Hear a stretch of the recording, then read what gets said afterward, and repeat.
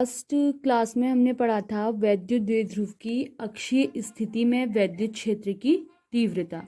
अब हम आज पढ़ेंगे वैद्युत द्विध्रुव की निरक्षीय स्थिति में वैद्युत क्षेत्र की तीव्रता।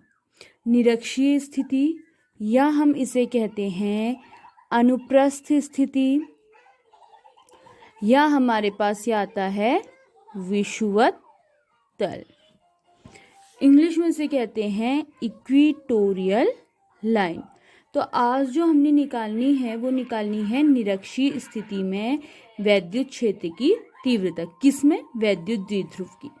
तो सबसे पहले हम क्या करते हैं, मान लेते हैं एक वैद्युत द्विध्रुव AB है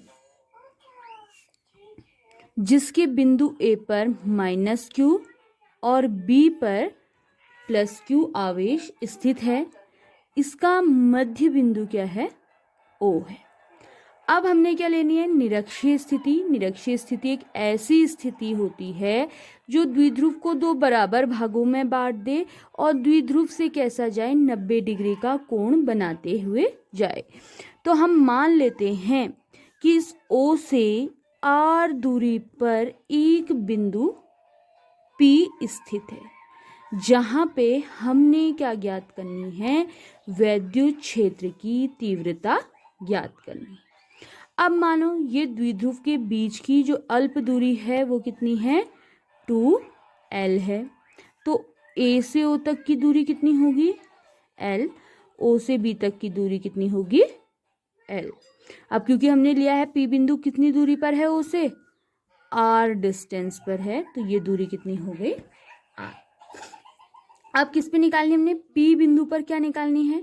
वैद्युत क्षेत्र की तीव्रता निकालनी है। इसलिए -Q से कहाँ जाएगी? एक भुजा मिलेगी P पर और दूसरी कहाँ मिलेगी?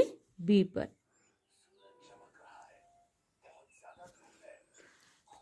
अब देखो +Q के कारण इस बिंदु पर एक वैद्युत क्षेत्र आएगा। मान लेंगे +Q के कारण वो वैद्युत क्षेत्र कितना है? E1 है, मान लेते हैं। तो हम क्या करते हैं, जो प्लस के कारण वैद्युत क्षेत्र की दिशा होती है वो हमेशा कहाँ की ओर होती है? बाहर की ओर। इसका मतलब ये दिशा कहाँ की ओर जाएगी? बाहर की ओर, E1। अब तो दूसरी है हमारे पास -Q के कारण हम क्या लेते हैं? वैद्युत क्षेत्र की दिशा लेते हैं, वो कहाँ की ओर आती है? अंदर की ओर। तो वो क्या आएगी? मान लो वो E2 है, तो वो कहाँ की ओर आई? अंदर की ओर। अब हमारे पास देखो क्या है, मान लेते हैं ये कितने झुकाव पर है? थीटा झुकाव कोण पर है। ये थीटा है तो ये भी थीटा है क्योंकि डिस्टेंस इक्वल है और ये R कॉमन है। अब जो नेक्स्ट कंडीशन है वो हमारे पास है कि यहाँ पर देखो जो हमारे पास ये बिंदु है P, इस पर एक ही बिंदु पर वैद्युत क्षेत्र की दो दिशाएं हैं। तो हमें क्या करने पड़ेंगे? इनका कंपोनेंट करने पड़ेंगे। मान लो E1 और E2 का परिणामी कितना आता है? E आता है। तो अब ये जो परिणामी आता है इसके कंपोनेंट लेके चलते हैं। तो पहला कंपोनेंट E1 का जो होगा हमारे पास, देखो क्योंकि ये एकांतर कोण बनाता है तो ये थीटा। अब क्योंकि देखो ये एकांतर कोण बनते हैं इसलिए ये क्या बन गया? ये थीटा है, तो ये भी क्या हो गया? Angle theta. कंपोनेंट करेंगे तो हमारे पास देखो इस E1 के दो कंपोनेंट बनेंगे। एक कंपोनेंट यहाँ बनेगा E1 साइन थीटा और ये यहाँ बनेगा E1 कॉस थीटा। ऐसे ही जो दूसरा कंपोनेंट बनेगा अब किसका? E2 का। तो E2 का एक कंपोनेंट यहाँ बनेगा E2 साइन थीटा और यहाँ क्या बनेगा? दूसरा कंपोनेंट E2 कॉस थीटा। ठीक है। अब देखो मान लो माना +Q आवेश के कारण वैद्युत क्षेत्र की तीव्रता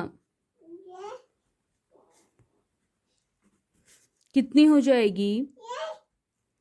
E1 equals to 1/4 pi epsilon nought Q upon R square आएगा। अब हमें ये डिस्टेंस लेनी पड़ेगी, तो ये डिस्टेंस कितनी होगी, ये एक पाइथागोरस प्रमेय के लगाएंगे, क्योंकि ये क्या बना रहा है, एक राइट एंगल ट्राइंगल।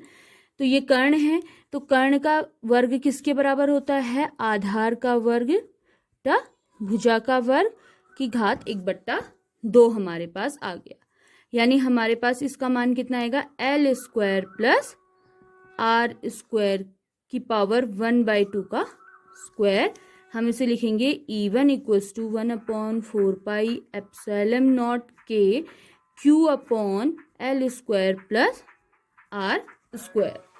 अब नेक्स्ट क्या आएगा, देखो, माना -Q आवेश के कारण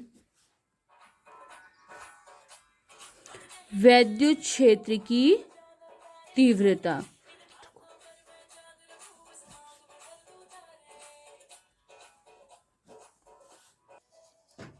E2 इक्वल्स टू 1/4πε0 के Q अपॉन, फिर वही कंडीशन यहाँ भी होगी, तो L square plus R square. अब देखो ये समीकरण 2 हो गई। ये कहाँ की ओर है, इसकी दिशा आप देखो डायग्राम में, P से A की ओर, यानी PA, और इसकी दिशा कहाँ है, B से P की ओर, यानी BP। अब देखो अगर हम इनमें से देखते हैं तो क्या मिलता है, समीकरण 1 व 2 से E1 और E2 के परिमाण आपस में बराबर है, लेकिन दिशाएं क्या हो गई, भिन्न भिन्न, जिस वजह से हमने क्या कर लिए, उनके घटक कर लिए। अब इसके दो घटक ये थे, E1 साइन थीटा और कॉस थीटा। अब यहाँ देखो E1 साइन थीटा और E2 साइन थीटा दोनों परिमाण में आपस में बराबर हैं, लेकिन दिशा एक दूसरे की क्या है, विपरीत है, एक ऊपर एक नीचे। तो ये दोनों एक दूसरे को निरस्त करते हैं, इसलिए परिणामी जो हमारे पास इसकी तीव्रता आएगी, परिणामी तीव्रता E वो किसके बराबर होगी, E1 cos theta plus E2 cos theta, क्योंकि दोनों कहाँ हैं, एक ही दिशा की ओर है, इसलिए दोनों का योग हमने ले लिया।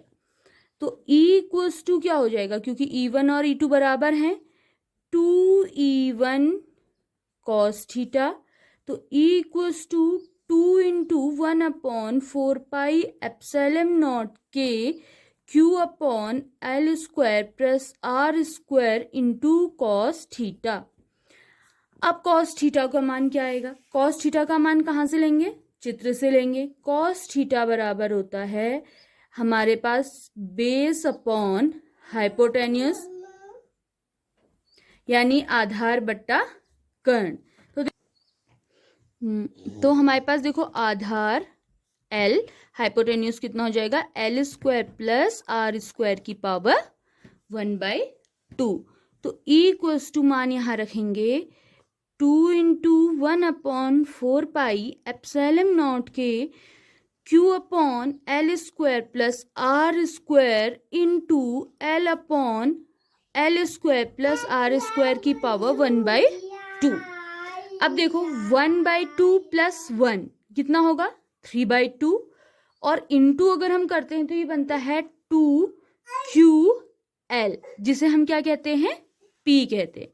चूंकि 2QL बराबर किसके है, P के, इसलिए E इक्वल्स टू 1/4πε0 के P upon L square plus R square की पावर 3/2। अब क्योंकि देखो हमारे पास क्या कंडीशन है, L हमारे पास क्या है, R से बहुत हमारे पास छोटा है, यानी L क्या है, बहुत छोटा है, तो एल स्क्वायर का मान क्या हो जाएगा, और छोटा हो जाएगा आर स्क्वायर से। तो एल स्क्वायर को क्या ले लेंगे, नगण्य लेने पर।